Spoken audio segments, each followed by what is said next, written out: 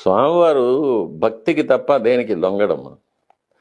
పరిపూర్ణమైన భక్తితో విశ్వాసంతో స్వామివారిని దర్శనం చేసుకోవాలి.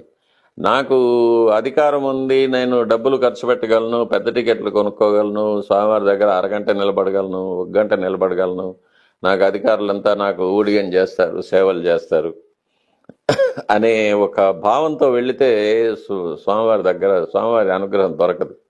సామాన్య భక్తుడు కూడా మిగతా అన్నిటినీ మర్చిపోయి స్వామివారిని ఒక్క క్షణం చూస్తే చాలని ఆ క్యూ లైన్లో హింసలన్నీ పడుతూ నీళ్లు లేకుండా, ఆహారం లేకుండా, ఈ కొద్ది కొద్దిగా కూడబెట్టుకున్న డబ్బులతో బస్సు టికెట్లు కొనుక్కొని వచ్చి ఆ స్వామివారి దర్శనం చేసుకుంటాడు చూడండి.